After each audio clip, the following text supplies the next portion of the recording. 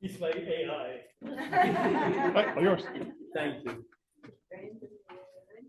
Are you gonna dim the lights? Because I'm a dim bulb. Anyway, I want to thank everybody for inviting me and to participate in this. I have presented before to the Santa Cruz Archaeological Society many years ago. And also one of my students, Jerry Sterick, who did the presentation on Santa Cruz 12. And of course, by opening up, we want to also honor the memory of Rob Edwards, and who was also a mainstay. When I came to San Jose State University in 1978, and we were holding Bay Area, we called BAYAC, archaeological meetings, Rob Edwards was also extremely instrumental in those particular meetings as a consortium of the various archaeological participants, including the folks from West Valley College. So I'm going to take you by the hand and share with you kind of my 45 years of interaction with both the Bay Area, Greater Bay Area, Monterey Bay Area archaeology, and then also my meeting up with the Muwekma tribe in 1980. And see if this thing will allow me to move. Yes, look at that. No? Hello. Thank you.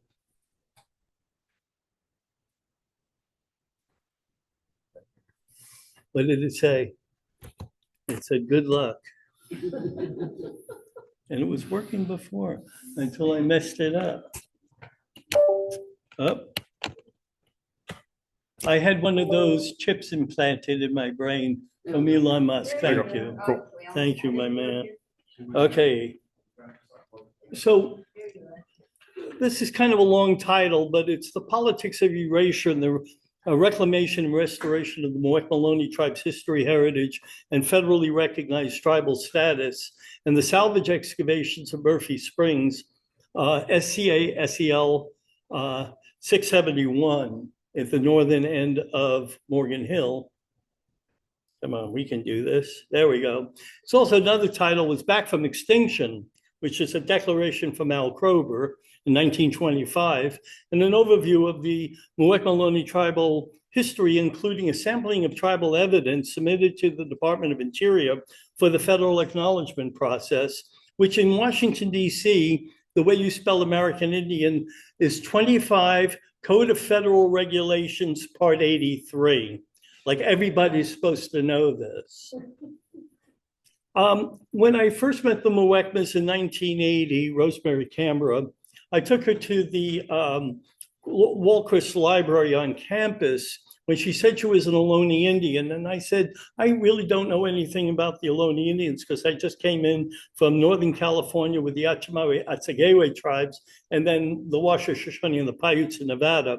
So he opened up his quintessential authority, the Handbook of California Indians, and he wrote the Coast-known group is extinct so far as all practical purposes are concerned. But he did note that a few scattered individuals survive whose ancestors were once attached to the missions San Jose, San Juan Bautista, and San Carlos. The key here is that he interviewed the direct biological elders of those three tribal communities. And not only he did it, C. Hart Merriam, Edward Gifford, and then later on, John Peabody Harrington from the Bureau of American Ethnology, the Smithsonian Institution. So I asked the question, then who are these Muwekma women, Dolores Sanchez and her daughter, Rosemary Canberra, at the Sonol Gary Ranch? This is at the East Bay Regional Park District. And it turns out that after we submitted 6 linear feet of evidence to the Bureau of Indian Affairs from 1989 to 1996, the Muwekma tribe is comprised of all the surviving Native American lineages who are aboriginal to the greater San Francisco Bay Area or region, and whose ancestors were missionized into Mission San Francisco, Santa Clara, and San Jose, and who comprised the historic BIA documented, federally recognized Verona Band of Alameda County. And the Muwekma tribe, along with Amamutsun and Esselen Nation, became federally recognized after the discovery of the 18 unratified treaties of 1851, 1852 through the Congressional Homeless California Indian Appropriation Acts of 1906, 1908, and later years, and through other federal actions. So of the Coast of Noan region, as you can see up there, the Muwekmas were basically the northern Ohlone people. In fact, they're the only people who ever deployed the ethnonym Ohlone. The Amamutsun and Esselen Nation people never heard of the term Ohlone until after Malcolm Margolin's nicely written but fictitious book came out in 1978. And California was one of the most complex linguistic areas of North America because it was almost the repository of all the major language families, including those that are the Uto-Aztecan of south of Mexico. So there were Uto-Aztecan people in California as well. So this is a clear day flying over the San Francisco Bay. I opened the door to the airplane and took the picture. And basically what this picture tells you is that you could see it's a myriad of landforms with different micro ecosystems. And it was a very rich environment. And it held large populations of people for many, many thousands of years. And also, as we know, California was actually green all year round. So all that brown stuff that you see out there are invasive species of old world grasses. That's all that fire tinder.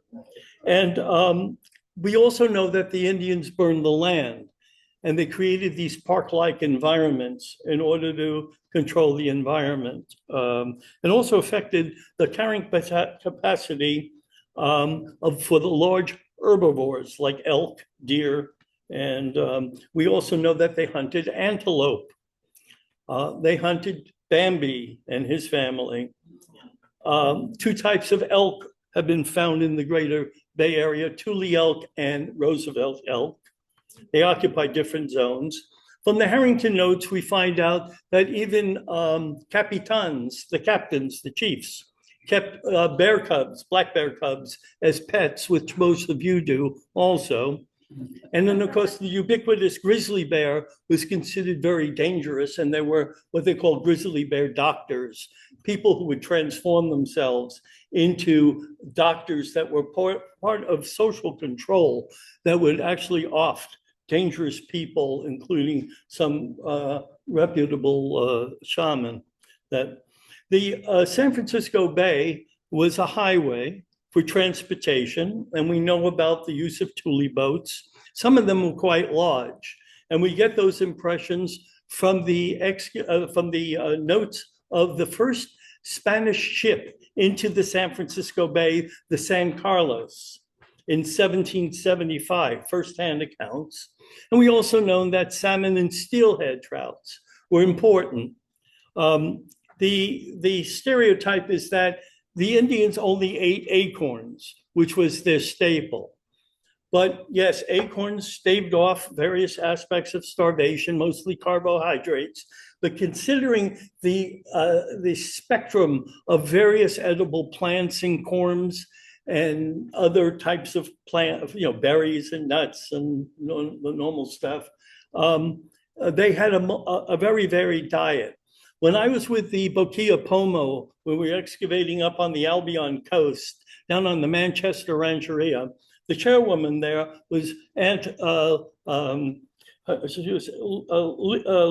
was her name, and she had a grandmother's beautiful pestles and mortars. So I asked her, what kind of acorns do you like? Black oak, blue oak, coast live oak? She flipped down her newspaper, batted her eyes at me, and she says, acorns, pooey, can't stand this stuff. So acorns, the way that we talk about acorns is as if Indians had no culinary tastes. And when they held their tribal feasts, their trade feasts, and their mourning anniversaries, and especially when they greeted the Spanish as powerful, distinguished guests, not as gods, they did not give them acorns. to eat. Here, crack open an acorn. Anyway, they went after sturgeon, which we find in the Bay Area mounds. And we also have narratives of the waterfowl that the skies would be blackened by the millions of waterfowl that once used this as the migratory route.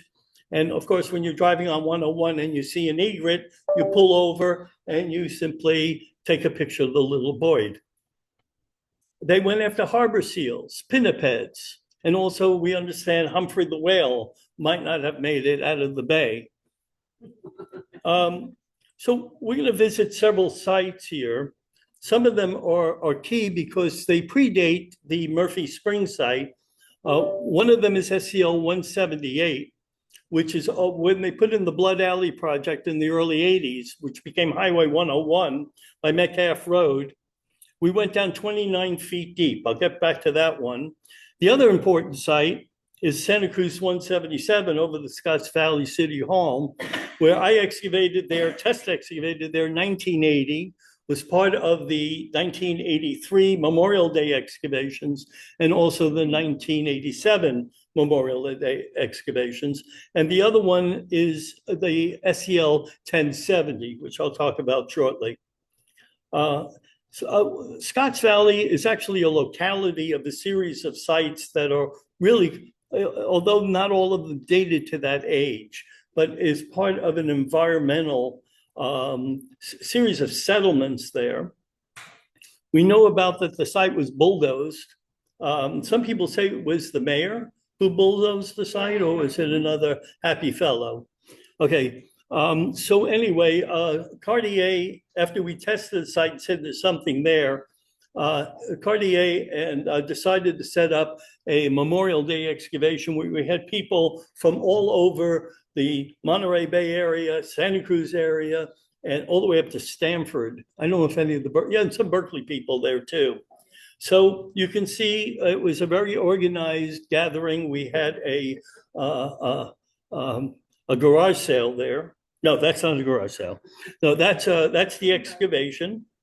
And if you look at the map here, I had the upper area A, and Bill Hildebrandt and York, Frederickson had the middle area B, and then Bill Hildebrandt, who came out of UC Davis, started at San Jose State, but was with Far Western, had area C. So here I am standing on a level that dated between 7,500 and 8,500 years ago. And talking to me to the left is Gary Bershini. Anyway, the important thing is what came off of that level. We had these gigantic projectile points. Actually, they didn't come out of that level. They came out of the site. And these were unique. We've never seen these leaf-shaped points before, made out of Monterey chert. So these were what we think were the oldest style projectile points in the area. We've never seen this style before, these particular leaf-shaped points. We had grinding slabs of granodiorite. And this guy was of interest to me because it was a handstone, a mono, clearly modified and polished, but it was covered with much more red ochre than what you see there. I asked them not to wash it, but it was washed. But it had enough left so that when I took the specimen to the geology boys at San Jose State, they did an X-ray diffraction, and it turned out to be mercury sulfide. And I asked them, what is the candidate place where this amount of mercury sulfide, the cinnabar, would have come from? And they said it probably came from New Almaden mines. So we may have the earliest evidence of the exploitation of cinnabar at the New Almaden mines as part of their trade networks.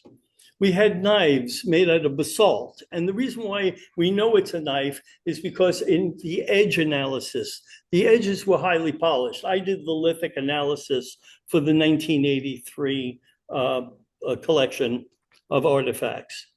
Shifting gears, I'm on a skateboard going down the hill on Metcalf Road. And right where you see the water on this side of the water you will was a site called SCL 178, the Metcalf Road site.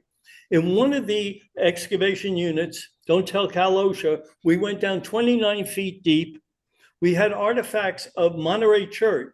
Monterey Chert occurs to the west of the San Andreas Fault. So there's no way that Monterey Chert could have occurred here unless it was brought by human transport. And plus, they were modified. And we got dates of 9,300, 9,800, 9,900 years. So this became an important type site for describing these very old sites. And what we found at the bottom were hobos, happy hobos. You know, this is one of the excavators who was working down at the bottom. Yeah, we had to drop rocks down to see if they were alive. So recent discovery of human remains over Walsh Avenue in Santa Clara 1070, was the tribe named Mani Puihu Muekma Yatish Tuneshte, which means place of the ancestor, the ancient people or buried site, located just to the west of the airport and the Guadalupe River, which the tribe calls Thamian Rumai. So we found these burials that were impacted by previous construction and the current construction. There were 41 of them. And when I was called out by the tribe, which was they were the MLD for the project, I thought, they asked me what was my impression, and there was nothing to distinguish them with like any type of regalia or artifact association. And it was a stone's throw away from the marker for the first mission, Santa Clara. So I thought this was a tragedy we were looking at around 1777 and later years. Well, we got back some of the dates. The calibrated dates on the burials now and later dates between 10,300 to 12,000 years.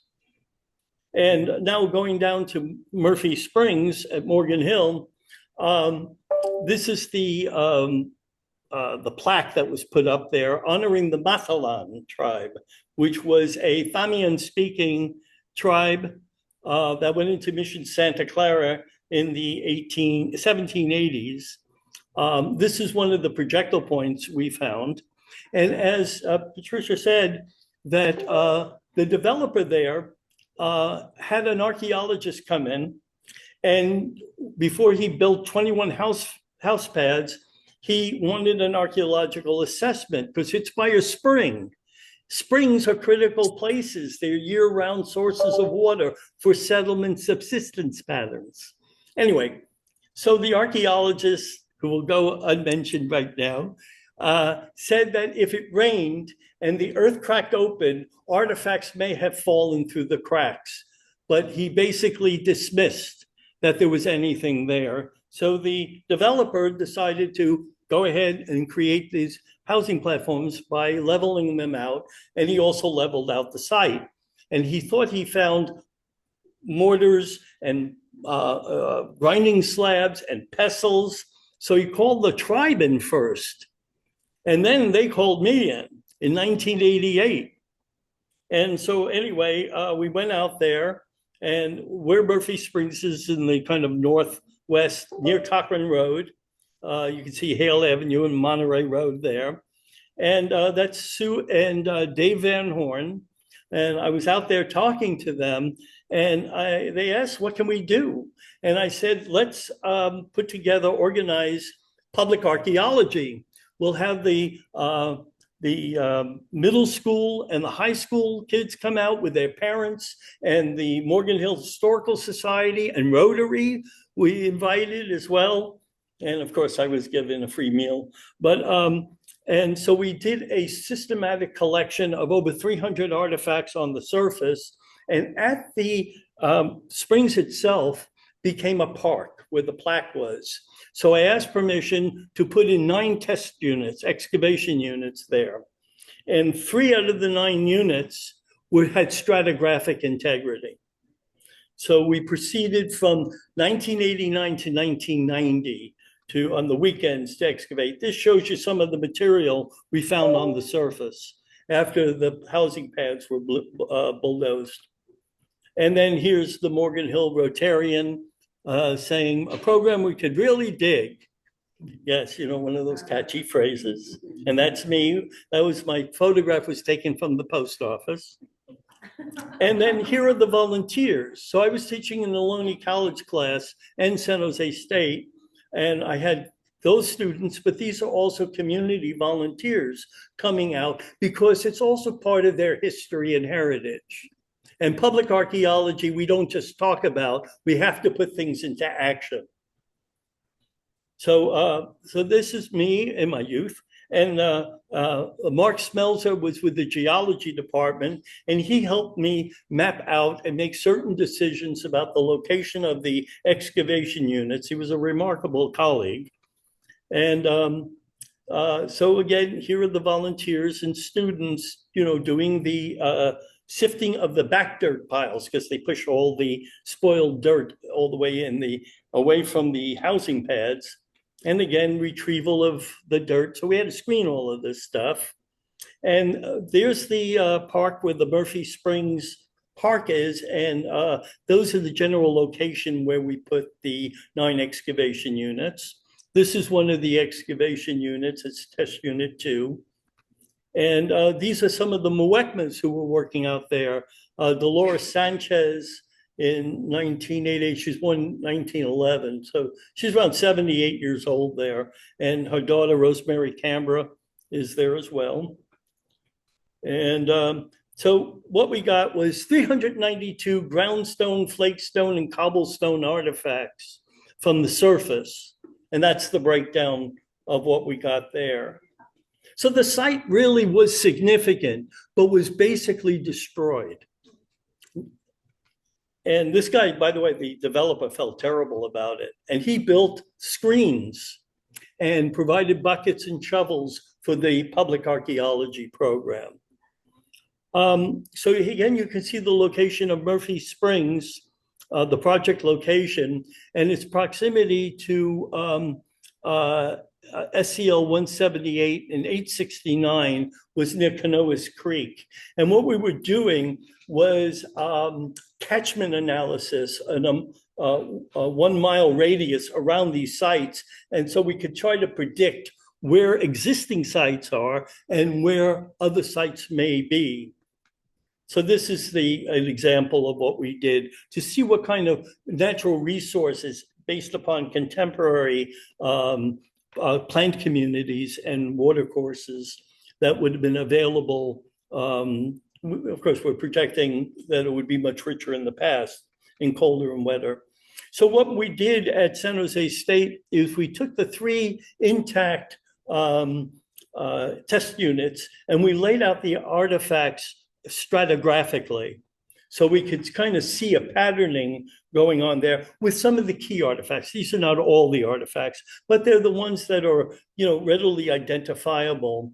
This, although you might not see very well, but this is a profile. And we had around 15 stratigraphic units there with around 4 living surfaces, which we radiocarbon dated. Let's see if we're going to get another shot of that. So this is laying out the artifacts, and you can see the dates on this one is the lowest one there is 7,560 plus or minus 30 years is the lower stratum there. This is test unit 2. I don't know how well it's showing up there, but again, the artifacts here, you can see that we laid it out stratigraphically, and these were basically laying on the living surfaces.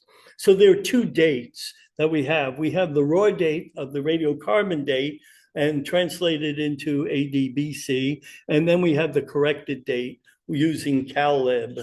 I think it was 8 point something or 7.9. This shows you some of the artifacts in stratigraphic position in the test units. And this is test unit 7 that was wasn't as deep as the other ones. But again, we had dates going from going all the way back to around 5,000 years on this test unit. So again, these were artifacts coming off a living surface.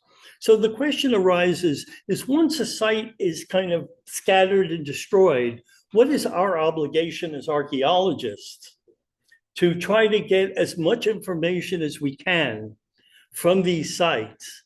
And so a decision was made collectively to essentially put in these excavation units on a hit and miss basis to see if there was any stratigraphic integrity. And of course, I gave a presentation down there in the 1990s.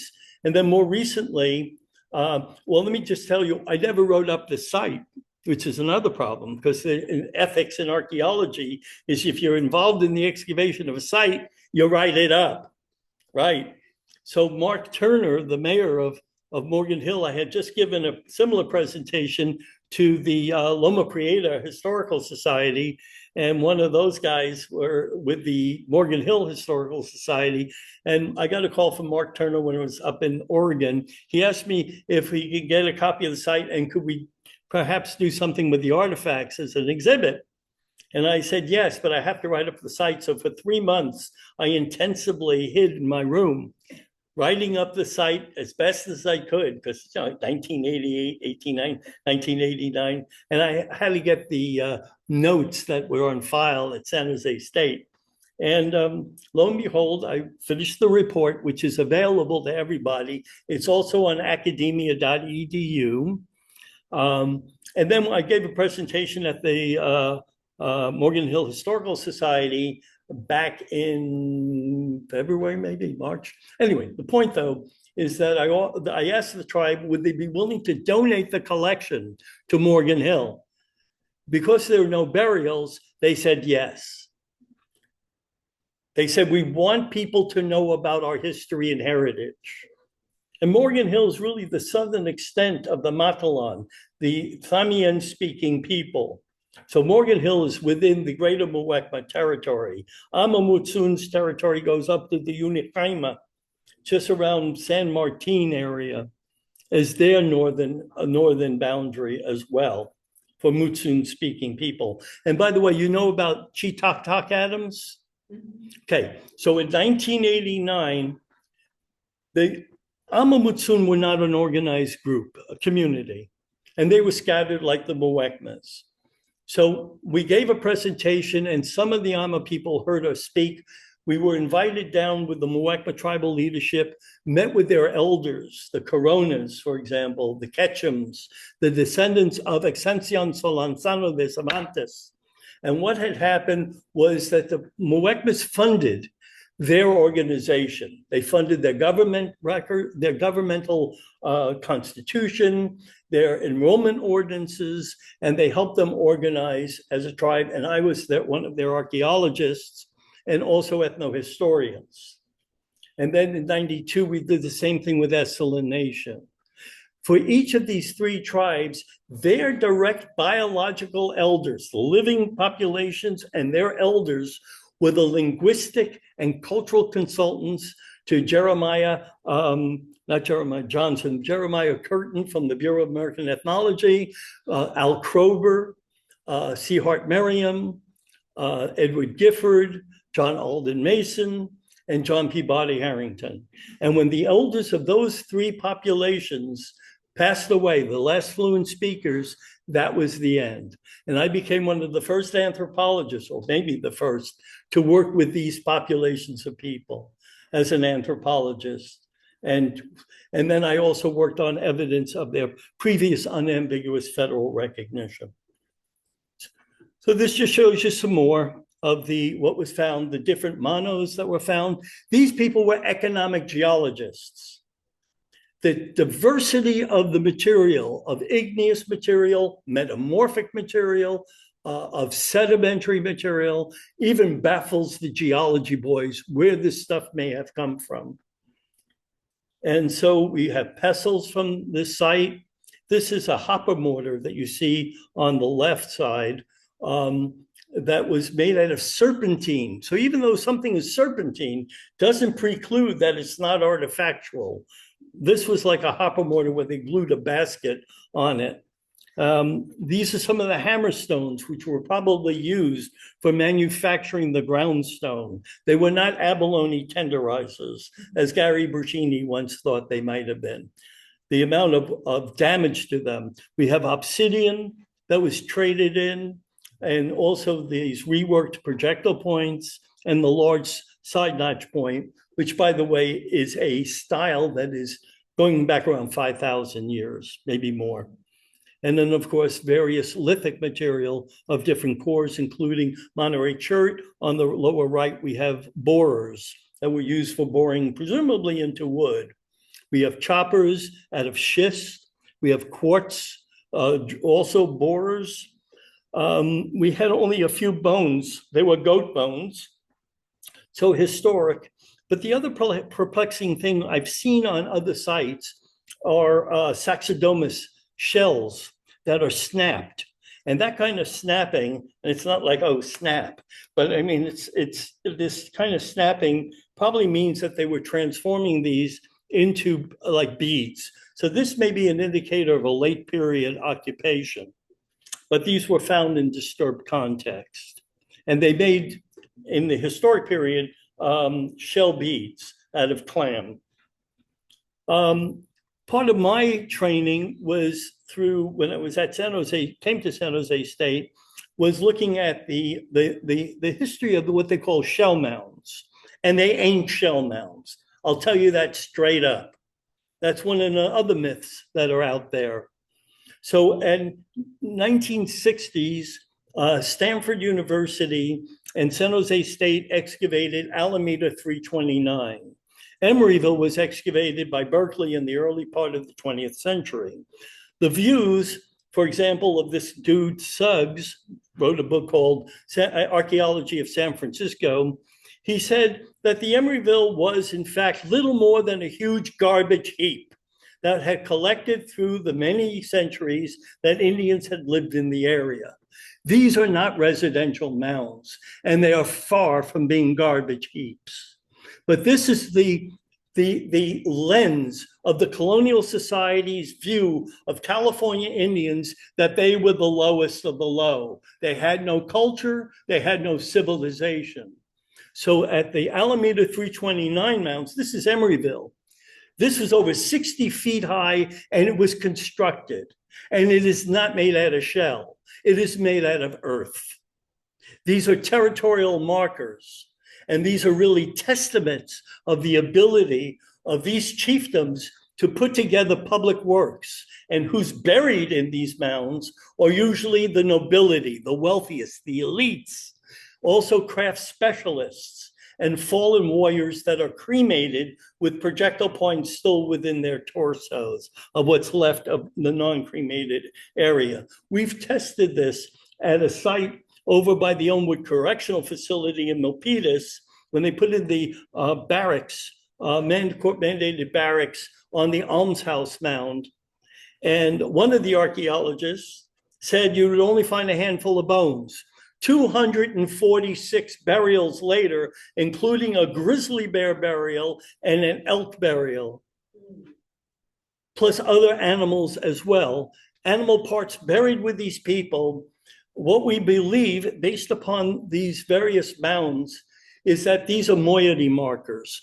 Moieties were divisions within the society between deer and bear, land and water. And there was a whole host of different animals and elements that represented each moiety, and it cross-cut lineage. Kroeber wrote about this with the neighboring Miwoks of their moiety system, and Harrington recorded the elements of the deer-bear division of the moieties as well. So at 329, which is in Coyote Hills, which is a wetlands, this was viewed as a village site, occupied site, an occupation site, as archaeologists would call it. No evidence of house floors. And so the lower area of excavation was Stanford University. The upper area was San Jose State. And to the left, like the railroads, they met in the middle. They removed 550 burials. And what we believe is there are another 3,000 burials still there based upon the amount of dirt they moved. So I looked at the San Jose State excavation of almost 300 burials there. And this fellow standing in the middle, in the mound, was around 6 feet tall, I was told. And if you look at the soil matrix, it's not shell. The soil is basic, and that means shell preserves perfectly and bone preserves perfectly from the upper echelon or the upper portions of the mound to the very sub-mound as well.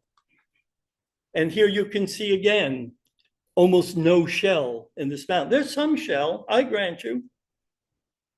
And so I broke up the stratigraphy of the mound, and what you see from the old style of classification of time, from the red to the orange is from 900 AD and earlier.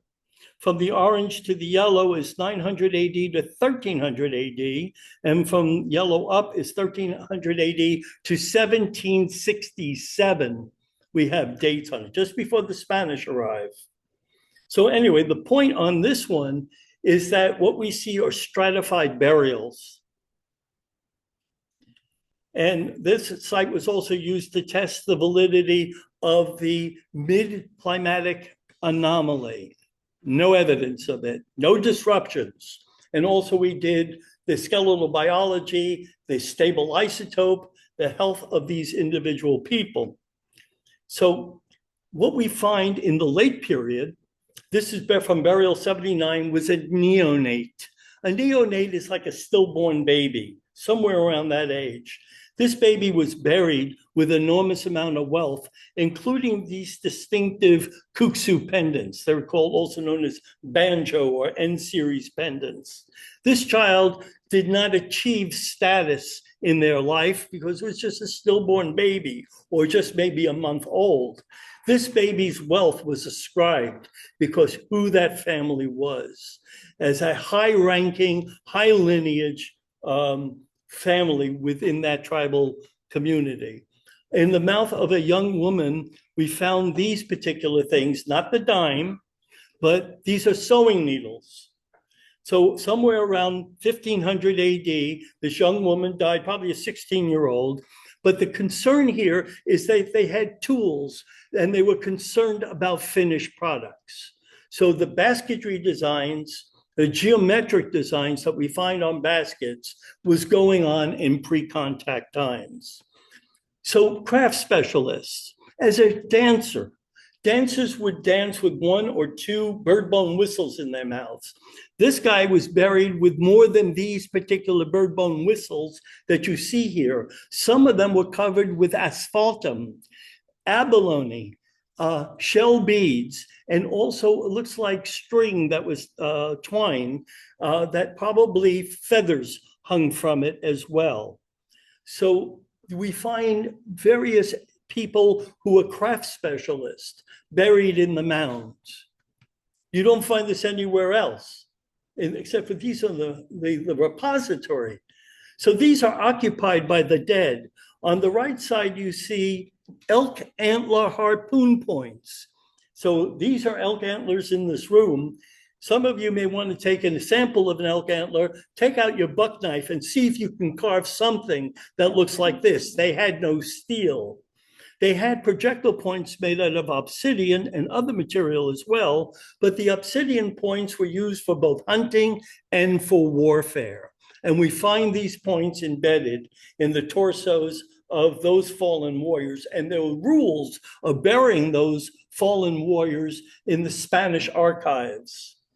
The other things that you see there, those 3 pipes are called tarepa. They're made out of steatite and fine-grained sandstone. And you see one has a bird bone tube in it. They grew tobacco. One plant they definitely grew for fear that it grew on cemeteries. Cemeteries were dangerous to the living. These people did not live on top of their dead. There were rules about keeping the cemeteries away from the living, including the burning fields for the cremations, which you need 800 degrees centigrade. And they did not allow children to attend And then on the left side, you see the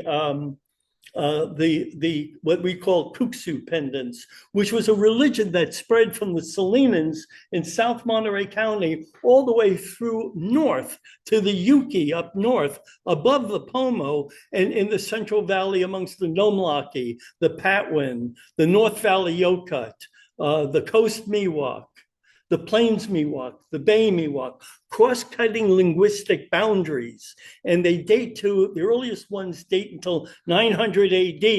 This had nothing to do with the Spanish. So they already had a complex network established both for trade, for their trade feasts, for their mourning anniversaries. And we, in fact, Anna Gayton, who's a brilliant anthropologist from Berkeley, did work amongst the Yokuts. And she got hold of a narrative from Lieutenant Estudillo, who crossed, a Spanish Lieutenant Estudillo crossed the San Joaquin in 1819, and he comes across the prize ceremony, an annual mourning ceremony, and he estimates between 2,500 to 3,000 Indians in attendance and for 6 days. So feeding those people, the food residues will be enormous. And so some of the food residues we see at these shell mounds are food residues of the people who constructed it and who also involved in the burial activities, the funeral rites there. But Marco Margolin doesn't talk about any of this stuff. He has them as an egalitarian society. This is why I say it's a nicely written book, but fictitious. And then here are some of the kuksu pendants. They're zoomorphic, meaning, and then anthropomorphic, like the one in the center in the lower portion that has hands and feet. So transformed, you could see the complexity of their regalia, feather boas, abalone pendants, flicker-feathered masks. And these were drawn in 1816 by Louis Chorus from the Russian expedition from the ship the Rorik. Over by Cheetah Adams in 1989, we went to the county with the Amamutsun after we were engaged with them. And we said that this was a dumping ground at Cheetah Adams, which was also the site of the Adams School site. So we went to, Lauren Harvey was in charge then, and we went to them and they said, can we volunteer to start doing some work there in order to transform it into a park? And the Muwekma got the contract to do the burial excavations that were in the parking lot. And then we got Antonia Ketchum, who was a young girl who was schlepped around by Ascension Solansano de Cervantes when she was young in the 20s, I believe, because she also went to school there. But anyway, we interviewed them. And Ascension would take Yerba del Pescado and gunny sacks and dam Uvas Creek, and the eels and the fish would float up, and she would collect them for her daughter, Dolores Sanchez, and her son-in-law, Angel Sanchez, who is a Carmeleno Indian working on the local ranch right by there. So at Cheetah Adams, we started to do the interpretations of a particular village site, and as also looking at, what did women wear, which including deer dresses along with tule skirts, areas for weaving baskets, and the tule houses called the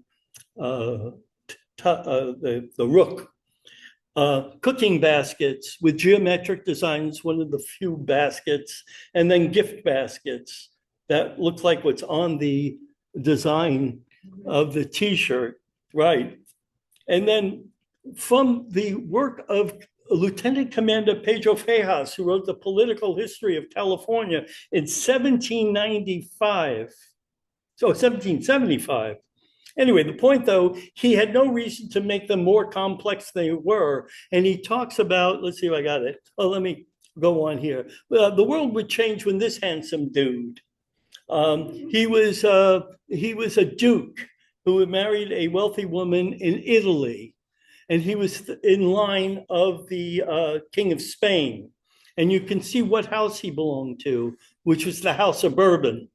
So France controlled Spain at that time, and King Carlos III was a capable administrator, and it is he who sends the pobladores and the military expeditions to Alta California in 1769.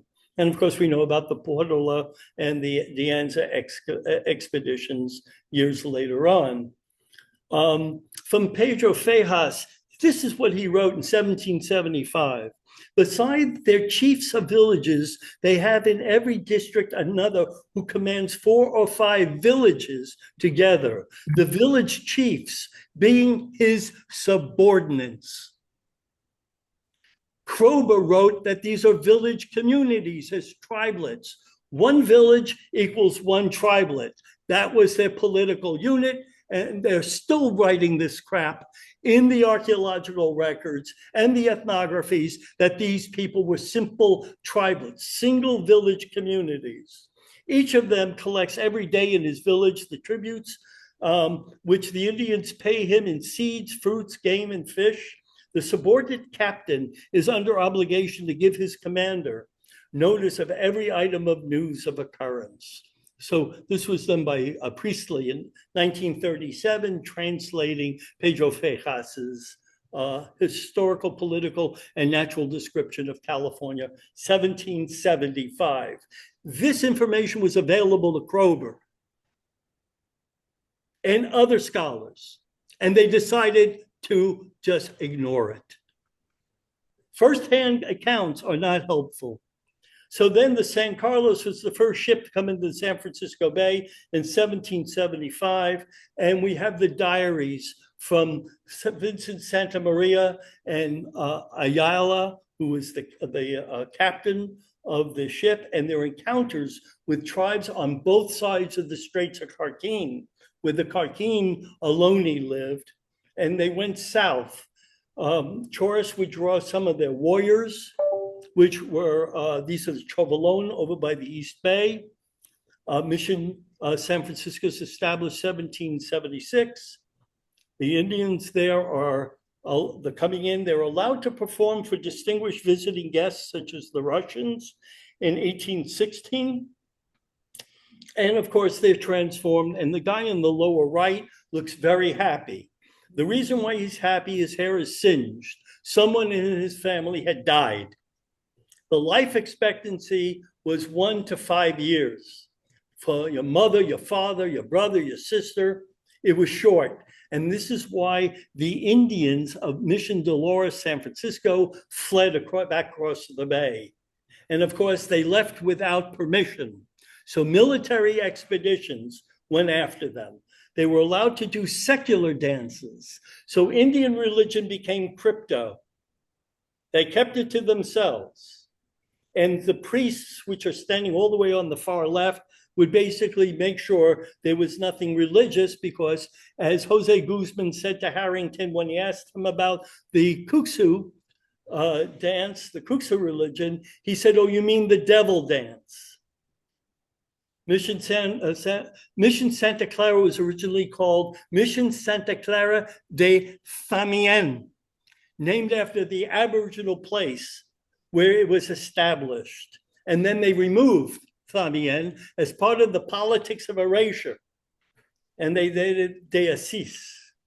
6,000 Indian burials, neophyte burials between 1781 to 1818 are buried there. And that's not all the Indians that died at that mission. And then the 4th and 5th mission cemetery has another 2,000 Indians buried there. PG&E was going through back in 2012, putting in a high pressure gas line there in that cemetery. And there was no one monitoring it. So we were called in when we started to find burials. I told the story earlier. The representative from PG&E, their cultural resource management, kept on telling us we could only have one burial, except for we had 3 C2s, second cervicals. We had 3 people already. And he said, you can't have any more people, but we have to go deeper. And I kept on saying, you moron, the deeper we go, we're going to find more burials. This is a stratified cemetery. He kept on saying, no, you can't have any more burials. Mission San Jose was established close to Pueblo de San Jose because they could not go further up the East Bay. Those northern East Bay people, the Jalpin, the Saclan, the Huchun, had enough of the deaths at Mission San Francisco. They threatened to kill the Indians and the priests building Mission San Jose. They had enough of it. And of course, in 1797, Mission San Juan Bautista was built. In 1806 was the Langsdorff expedition, another Russian expedition. And Ohlone dancers at the Mission San Jose were allowed to decorate themselves. And the guy in the middle, you see that white and black binary, that duality, it deals with their cosmology, their moiety system, the divisions. And it's something that priests could not interpret. They could not interpret their symbolism. They weren't interested in anything to do with their symbolism. And of course, when Indians escaped, they took Indian auxiliaries and military expeditions to get the runaway neophytes, plus other Indians who were not yet baptized at the mission. After secularization in 1860, let's say 1834 and 1836, coming out of Spain, Mexico, and California, half of the mission lands were to go to the emancipated Indians. Lope Inigo was one of the Indians got where Moffett Field is today, the Inigo Reservation. And you can see it's by Mountain View. And of course, you can't really see it very well, but above the word view, it says Inigo Reservation. He would lose a good portion of his land to American land squatters. And of course, in 1853 was the Land Commission, where both Californios, Mexicans, and Indians had to prove that they had title to the land, like they understood US law. Come on, we can pay the, there we go. So at this period of time, this woman is born, Maria de los Angeles Colos. Her parents are baptized at Mission Santa Clara, and she's born in 1839. She was one of the last fluent speakers of the Chocheño dialect. It's not a language, it's a dialect of the San Francisco Bay related languages called San Francisco Bay Costanoan. But she was one of the linguistic consultants. And she was photographed by Harrington, this may be 1925.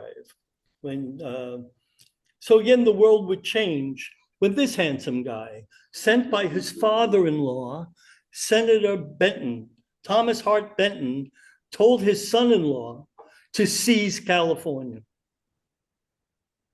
from the Californios as part of the expansion. 1845, Texas is annexed.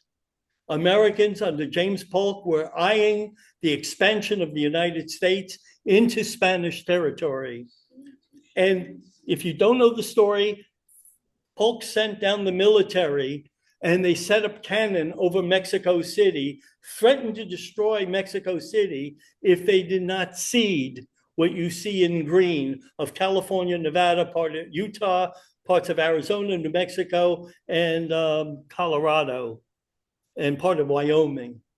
That was the Treaty of Guadalupe Hidalgo, which promised that the current landowners, both Indians and Mexicans or Californios or the Spanish, had the right to retain title to their land.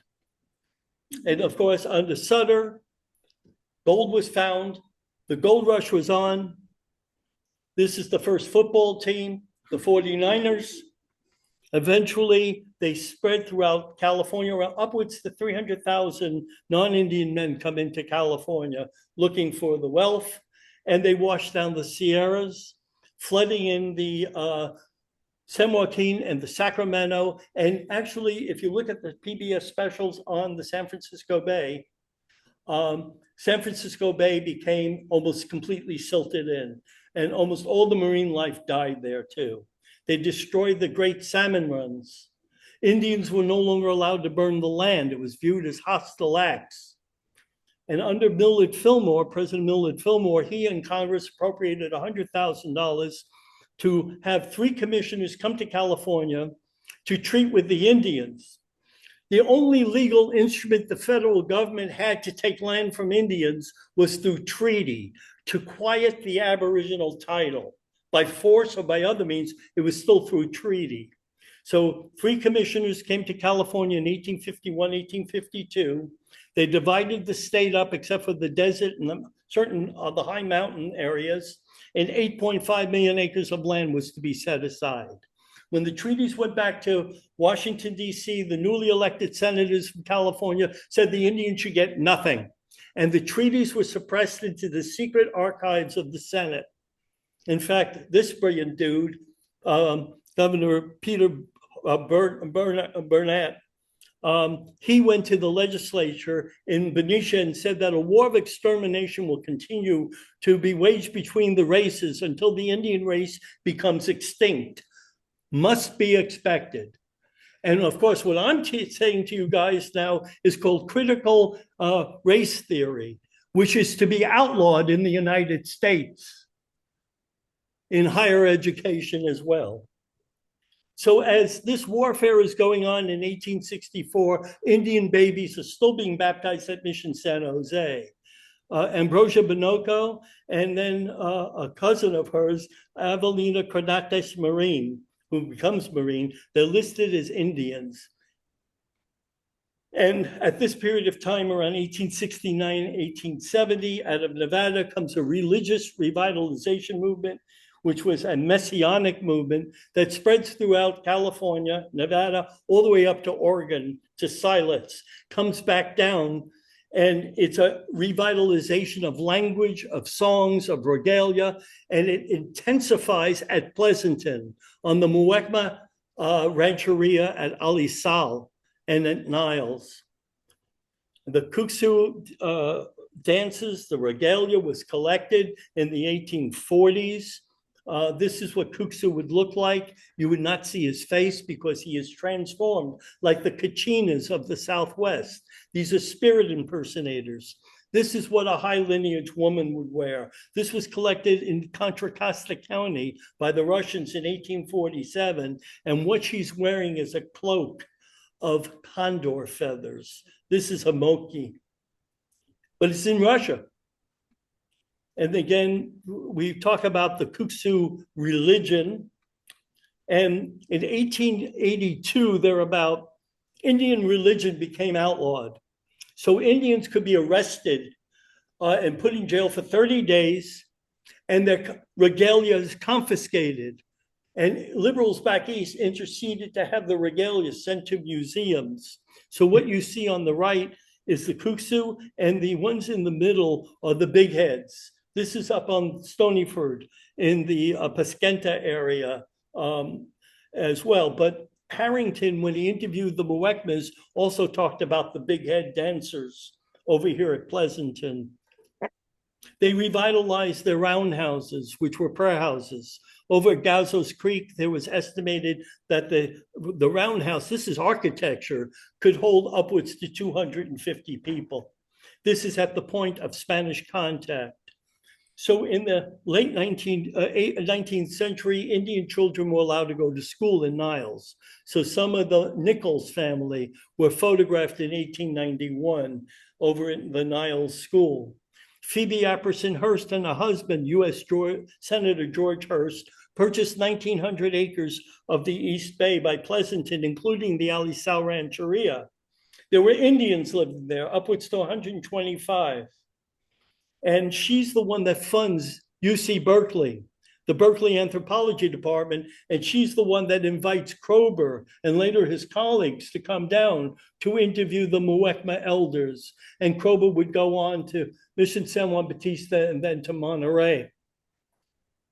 So Kroeber interviewed the Muwekmas, and he lists some of them, like Jose Guzman, Angela Colos, and Niles Rancheria, Magdalena Armija. So we have his notes.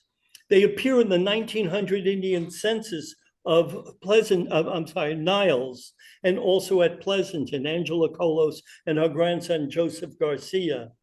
They were photographed. This is George Santos and Pellegrina Pinos on the Niles Rancheria, and Maria Trinidad Gonzalez and Paula on the Alisal Rancheria. It's around 1904, 1905.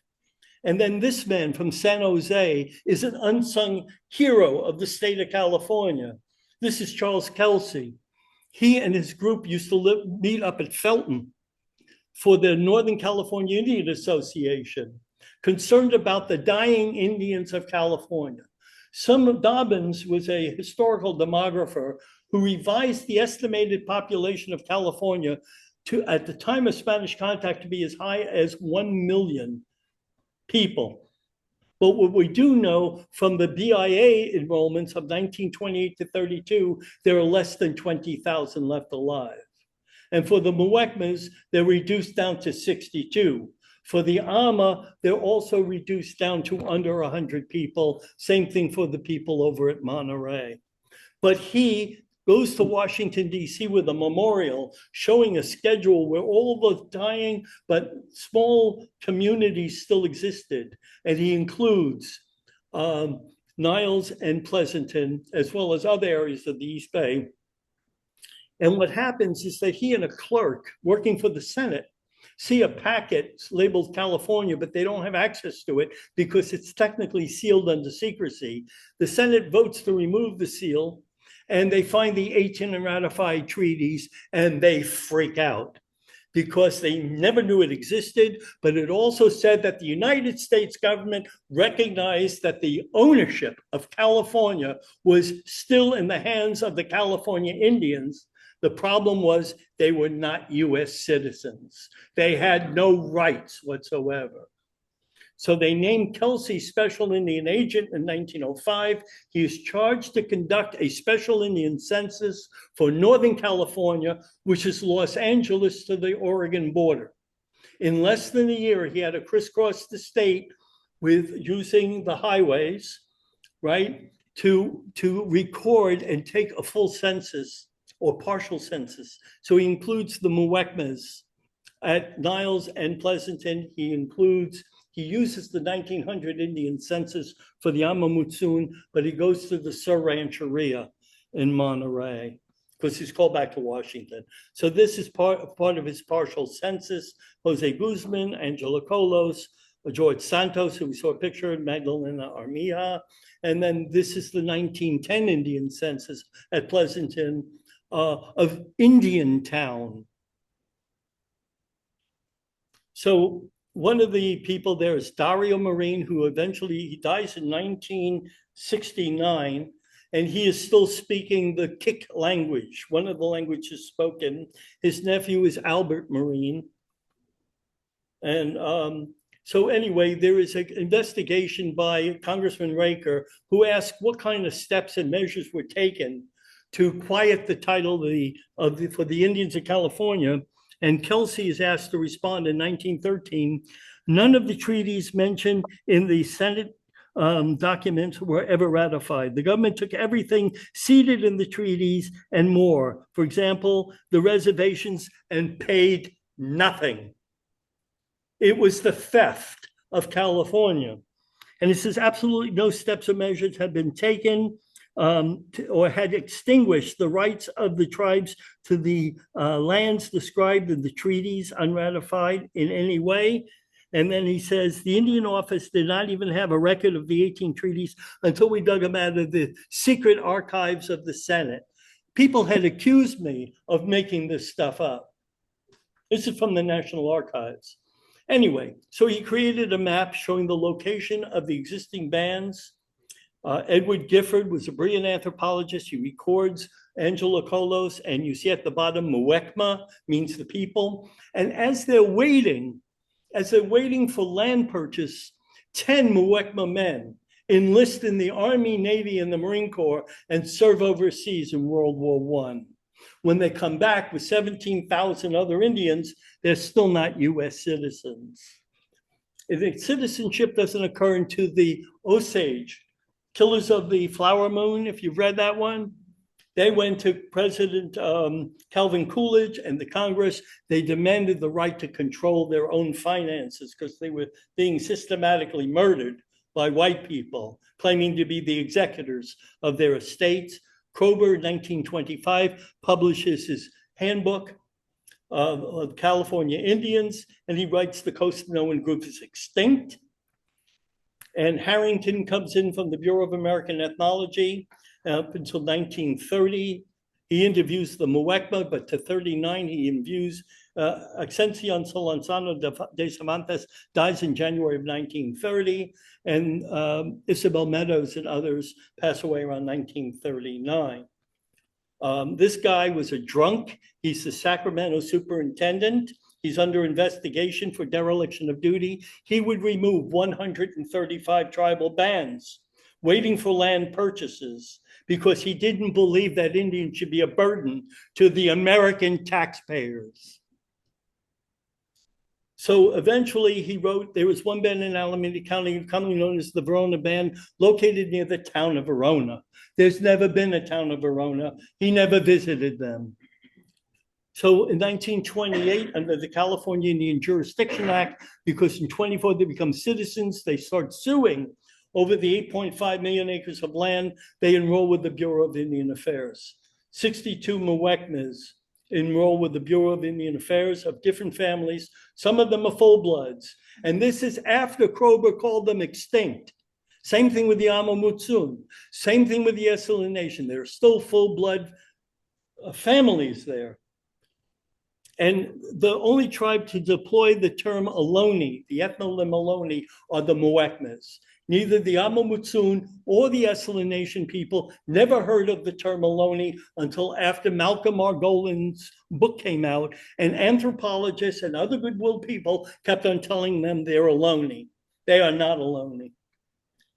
And so they said that where their parents should be found in Missions San Jose. This is Lucas Marine and his first wife. His son served in World War II.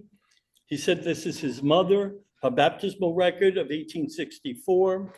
Some of the descendants of Catherine and Daria Marine do continue the bear dance up by Susanville, which is a world renewal ceremony.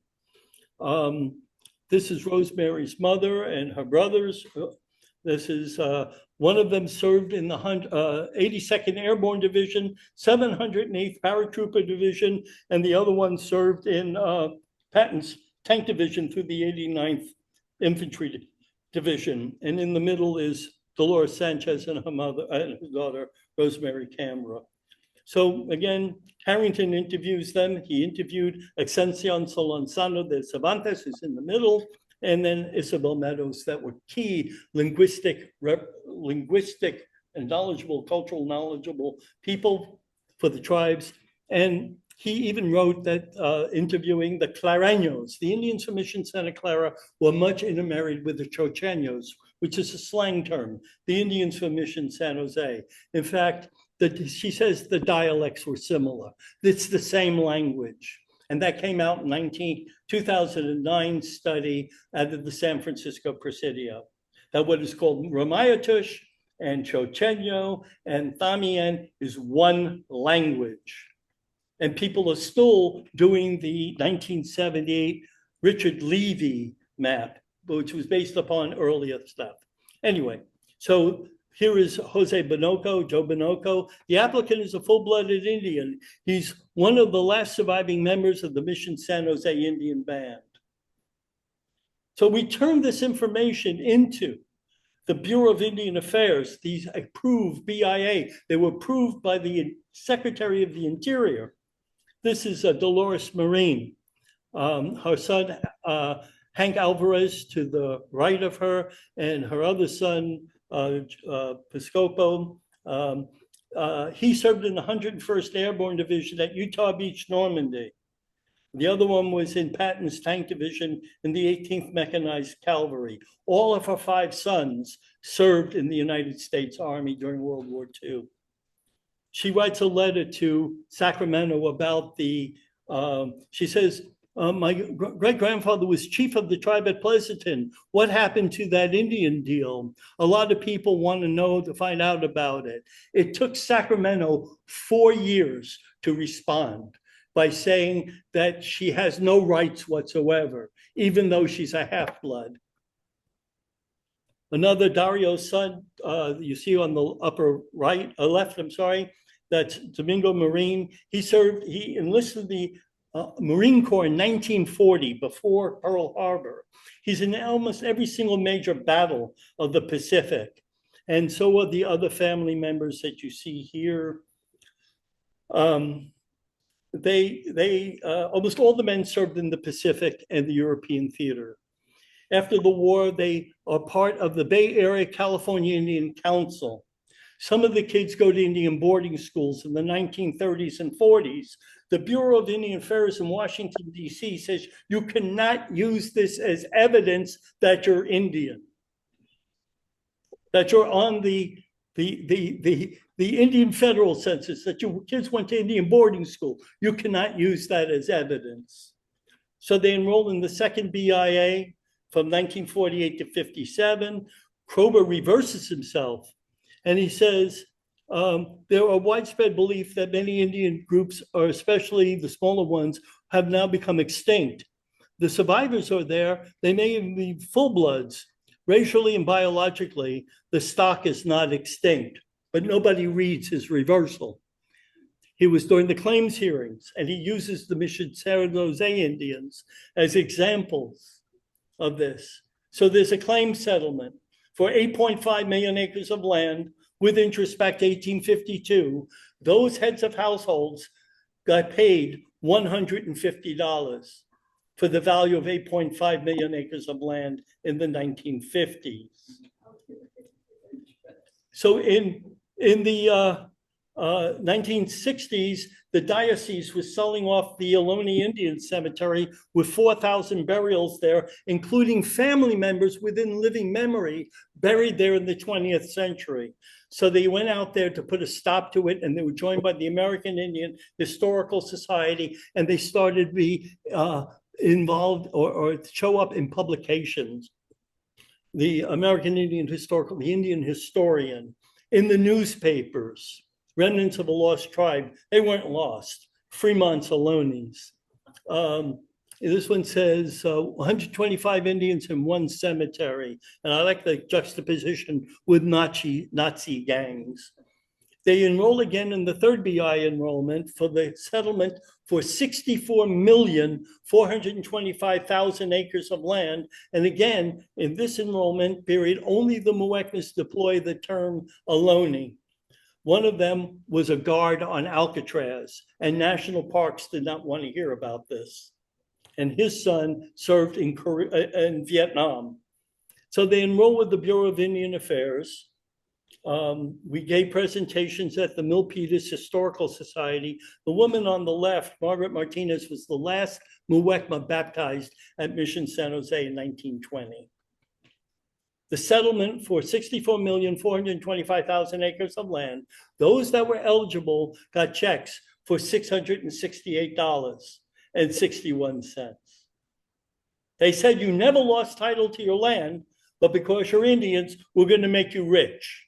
So 1971, 72, we will make you rich, and here's a check. Many of the Indians never cashed their checks. They thought it was pure BS. They were not allowed to have lawyers in the federal court. Berkeley did a film interviewing Melvin Belli from San Francisco, who was representing the Pit River tribe, Achamawi Atsageways, as a separate docket. He was thrown out of the federal courthouse, and he says, I am not allowed to represent my clients. The Bureau of Indian Affairs that took half of the settlement claimed to represent the interest of the tribe. So in 1989, the earthquake hit Stanford. Muwekma requested that if no one's going to study their ancestral remains, they repatriated 550 of their ancestral remains. And only one person put in a proposal to study them prior to reburial. And that was Bob Germain from San Jose State University. And then the tribe puts in for the petitioning. They said, because of the significance and the word permanence of acknowledgement as a tribe, once you're federally recognized forever unless Congress terminates you. So the Muwekmas appear in the Mercury News West magazine. They go to Washington, D.C., hand their documents to Bill Clinton's administration. And May 24th, 1996, they obtained a formal determination a previous unambiguous federal recognition as the Verona Band of Alameda County and the fact they were never terminated by any act of Congress. It was upheld by 2 federal courts, and Dianne Feinstein threatened the Interior Department to withhold funding if they allowed Muwekma to become restored. She was very anti-Indian. And then legislation was introduced in 2000 by Congressman George Miller that included the Muwekma. And then various resolutions came forward from March Fang Yu supporting the 3 tribes for federal recognition. The Muwekmas appear in the Native California Guide.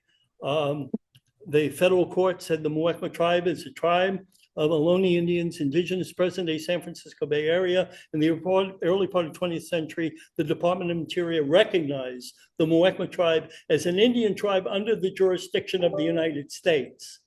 So 2 federal courts held this up. Then they started to meet at East Bay Regional Park District with their tribal council. They had campouts and more campouts, and they multiplied like rabbits.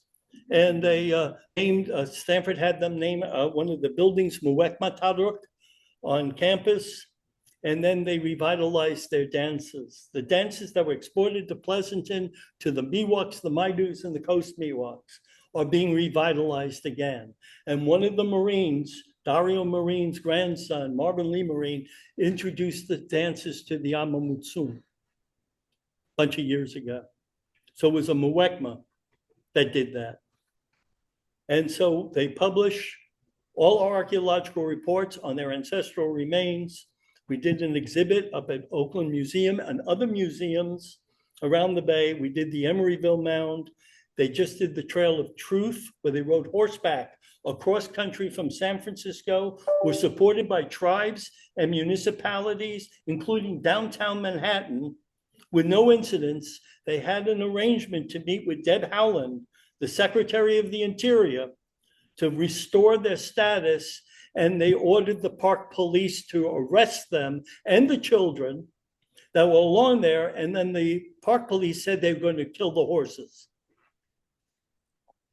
This is the power of the United States. When we gave papers at the Kellogg University in DC with a guy named Scott Keep, which none of you know about, he was appointed by Nixon in 1973 as the chief solicitor of Interior Department, and he said that he is there to protect the United States of America from American Indians. And I almost stood up and asked him, what do you think they are, Al-Qaeda?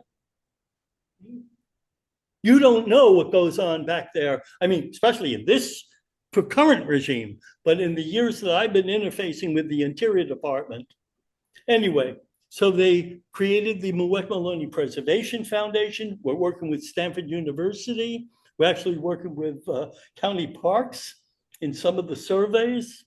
We're working at Jasper Ridge up there with stewardship and cultural burns. And we did exhibits at the Los Gatos Museum. We're doing more reclamation and resilience. And I know I'm long-winded because I had 8 cups of coffee before seeing you. But anyway, thank you for your time, for hearing what the tribe wanted me to babble about.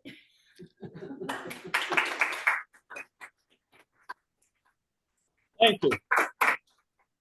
So I'll pass my hat around and you can give me, I take candy bars and other goodies. Any questions? I know it's a tsunami of information.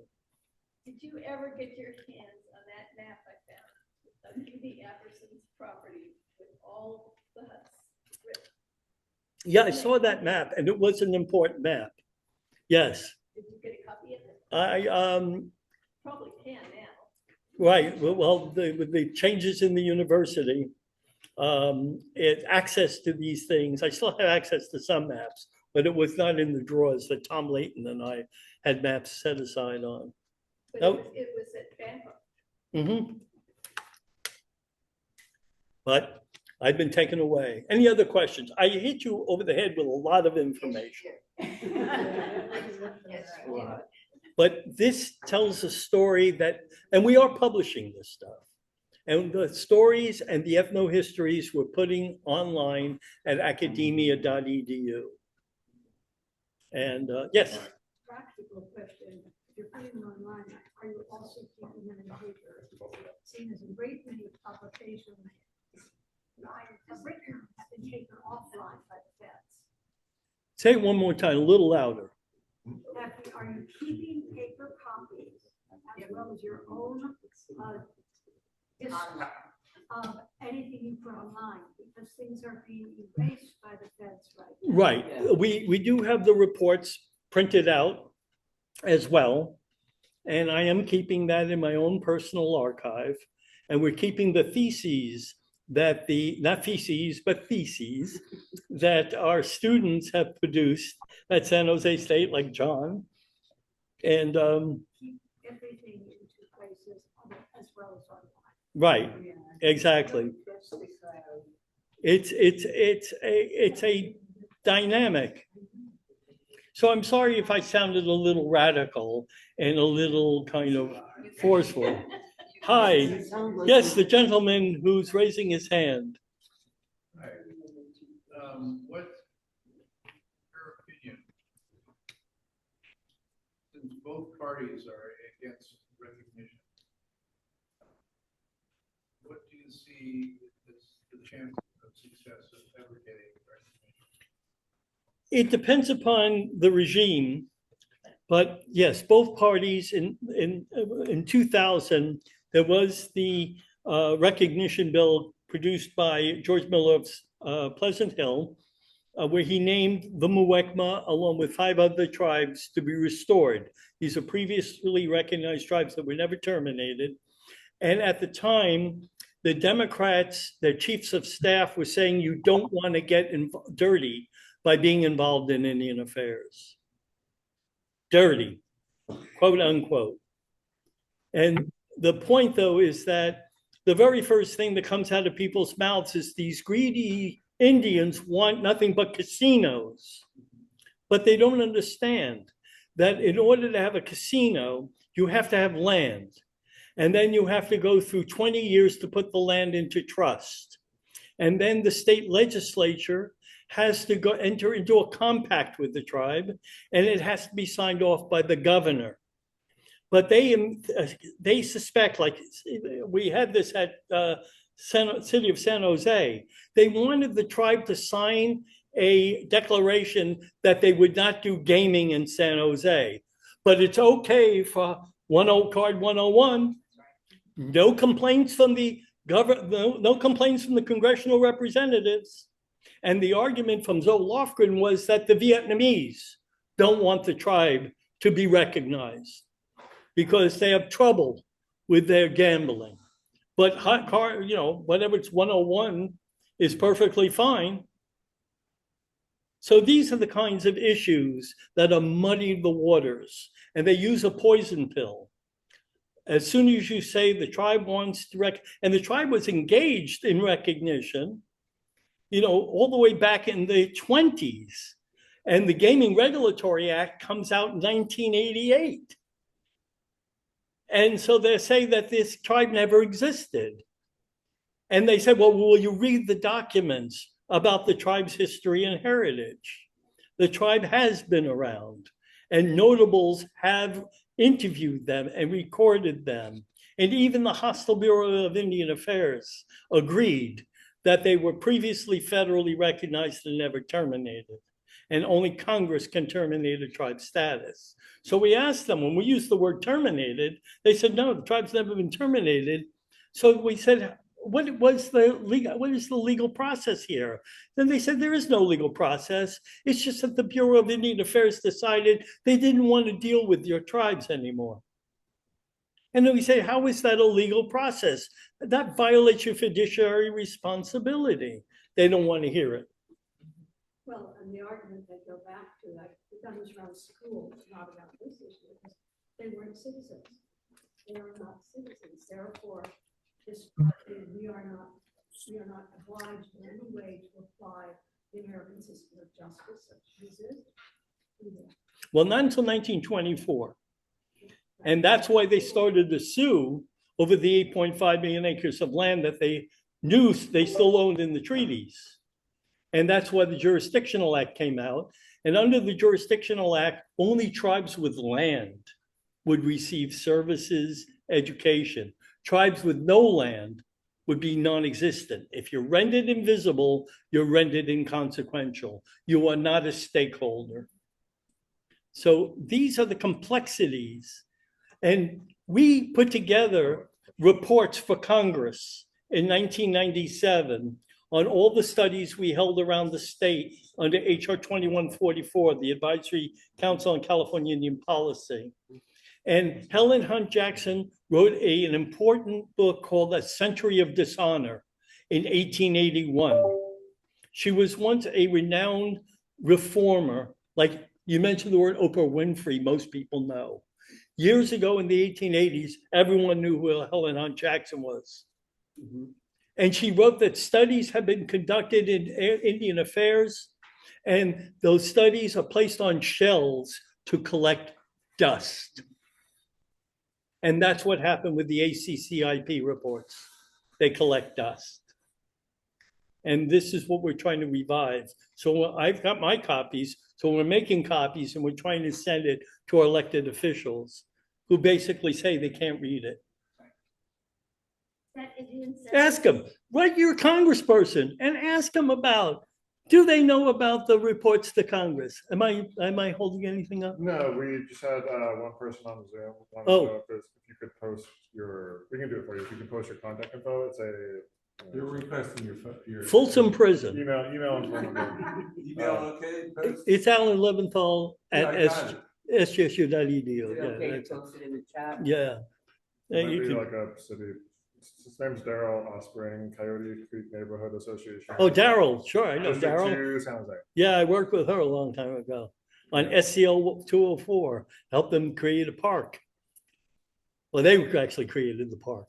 I was just a nice guy. Any other questions? I know this is heavy stuff. Anywhere that you can get your hands on it, Which? the Indian census. The Indian census, well, there were several Indian Right, censuses. all of them. The Kelsey census was published by Berkeley, by Heiser in 1973. We got the actual copies from the National Archives. So it was stamped so people wouldn't say this is phony. The BIA censuses, the applications are available at the Huntington Library. And then with the Bureau of Indian Affairs, they also supposedly made it available through the HR 2144 so that Indians around the state would have access. And there's nothing confidential on that because it's over 70 years old. Yes, so the man with the cigar. Oh, But can you think of any politician who is friendly to this situation at all right now? well, it's got to be explored. So you have to test the waters with the politicians by just asking a simple question. Right. What are you doing to help restore the Moek-Maloney tribe as a previously federally recognized tribe that was never terminated? And what they do is, like Joe Lofgren does, is she goes back to the Bureau of Indian Affairs, who refused to look at the documentation or weigh the evidence. They said they already had a fair chance by a hostile bureau. That's what they rely on. They fall back on that. And so you have to test it. And they want to hear from people. Otherwise, if you're not within a particular congressional district, you're outside it, they don't want to hear from you. And they also don't want to hear from Indians because it's self-serving. But if they want to hear from citizens, that these tribes, and like I said, when I started with the Muwekma tribe in 1980, they said, even if we have no budget, we want to embarrass the archaeological scientific community on their own terms by doing better science than what they're doing. And so the tribe said, if we have to do destructive analysis on AMS dating or radiocarbon dating at the time, And then later on, ancient DNA, stable isotope, and other studies. While these other archaeological firms put millions of dollars in their back in their wallet, you know, and there's really everything is just simply descriptive. There is no contribution. And the tribe was harping up and down in the 80s by asking the county board of supervisors, how has the general public benefited from these environmental laws? We estimated by the year 2000, before 2010, $500 million had been spent in archaeology in Santa Clara County, and there was nothing to show for it. In 1980, we went to History San Jose, and we asked if we could build a structure that was seismically sound. And Austin Warburton, his father was Warburton from Warburton Circle or Center over there in Santa Clara. He was a renowned lawyer. He was on the board of directors. He offered to pay for it out of his own pocket, including school curriculum. And they said no, for two reasons. One, no one's interested in the Indians. And number two, the Indians have nothing to do with the American experience. And with me were two World War II veterans, Hank Alvarez from the 101st Airborne Division, who landed at Utah Beach, Normandy, and his cousin, Robert Sanchez, who was in the 82nd Airborne Division, the 508th Paratrooper Division, that went over during the D-Day invasion. Okay? And they looked at me and they said, what do you mean? They didn't say to him. They said, what do they mean that we have nothing to do with the American experience? So I said, well, maybe we should talk to the other veterans. And he said, not only talk to the other veterans, but our relations served in World War I. So we started to get their military records in the Army, Navy, and the Marine Corps. And in World War II, almost all the men served overseas in the Pacific and the European theaters, North Africa. They went on to Korea, Vietnam, Desert Storm, Iraq, and they're serving today. And this is a tribe that was reduced down to 62 people by the 1920s. And so we've showed them the military history. And they kind of nod and they say, oh, yeah, that's interesting. But it has something to do with the American experience. And there's still nothing today at History San Jose. What year were you asking them that? 1980.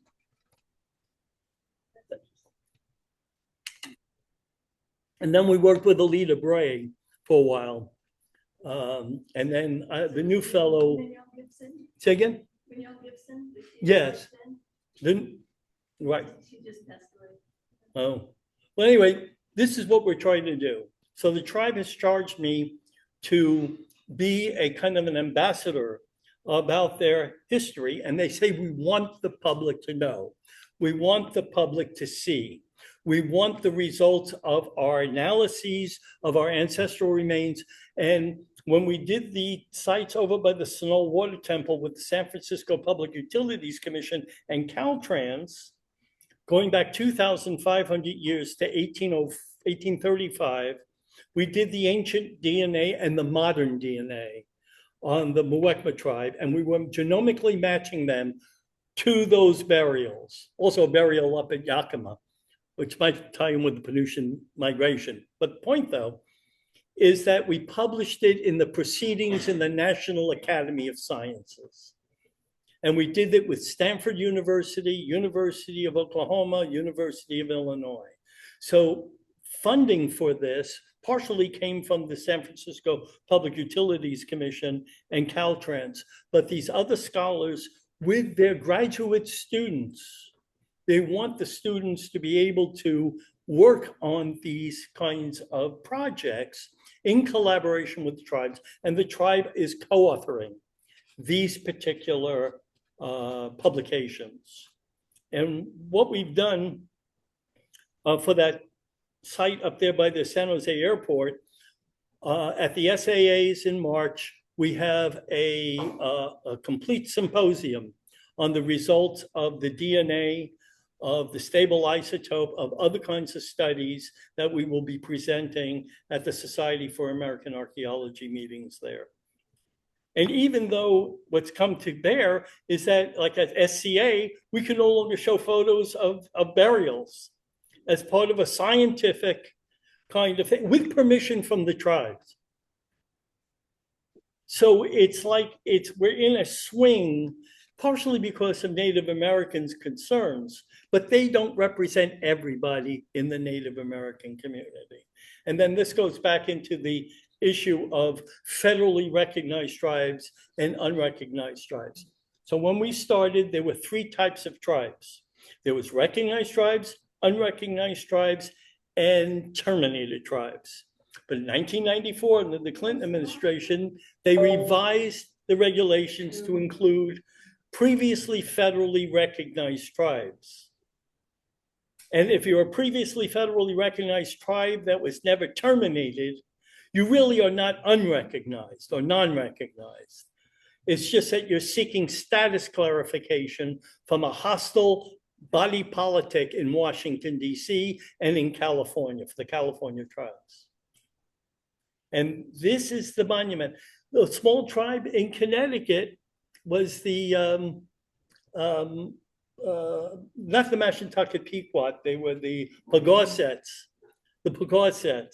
They spent $20 million.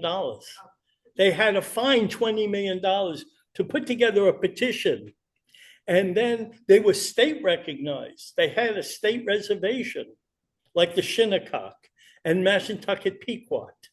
But the politicians, both Republicans and Democrats, said we don't want them to be allowed to use that as evidence, even though precedent had been set. So it is a lose-lose situation for tribes. And now the gaming tribes in California that fund the Democrats and the Republicans are putting pressure, especially Grayton Rancheria. They're not really Grayton. They did a sleight of hand to make the Coast Federated Miwok into Grayton. And Kevin Gover, who is the Assistant Secretary of Indian Affairs, basically said we had to do a sleight of hand to make them into Grayton so they could be restored. They were a petitioning tribe like the Muwekma, previously federally recognized under the same condition, similarly situated. But they did a sleight of hand to allow them to become Grayton. And now Grayton is spending all their money to stop any other California tribe from being federally recognized by paying off the Democrats and the Republicans. They don't want the competition. Right. And Greg Saris makes up stories about who he is. He is not Native American at all. And yet he would tell stories that he was adopted, his people were from Kashaya, then all of a sudden he's from Grayton, and he's not Indian, but he's the chairman of the tribe who also is making sure that the Muwekmas will not have a chance to be restored. This is reality, but crossing over the cultural threshold, the lens of Native people. Yes, sir, you had a question? What has been the reaction towards the Leventhal-8 and their decision to not only allow destructive analysis, but promote it in the cause of, investigating their own past and distributing that information? What of the other tribes who absolutely forbid such things? How have they communicated to the Leventhal-8 what must be their displeasure about that? There is some displeasure, but also tribes became kind of, they tilted their head like me. And some of them are now exploring ancient DNA and modern DNA as well. But the pushback really came through the Society for California Archaeology, because they are not named MLDs, most likely descendant tribe, for these projects. So it's when the tribe, Muwekma, is named the most likely descendant tribe on their ancestral heritage sites, would they then promote these kinds of scientific analyses and collaborations. And in 1983, when we were working on Highway 101, the Blood Alley project, they were Lakota Sioux that were hired. They hired Washoe Paiute. They hired Pomo. And then the Muwekmas continued that by hiring Miwoks, by hiring Pomos on their projects as well, because they wanted the training. So the Muwekma were training the tribes. We even trained people from Mama Mutsun back in the early part of the 80s and 90s, late 89 to around 95, when Charlie Hagira, before Val Lopez, came into the tribe. And now Val's retired. And Ed Ketchum is the new chairman. All right, we're gonna have to wrap this Yes. up. So thank you for the free Sorry, computer. No, that's all right. I want to thank everybody for, staying with me and allowing me to babble and share this information with you, and hopefully it will stimulate. And I'm always available to respond to emails and inquiries, and you're going to put the site report on the I'll put the website. site report on the Yes. website. Yes, thank you so much for You're coming to welcome. speak for us.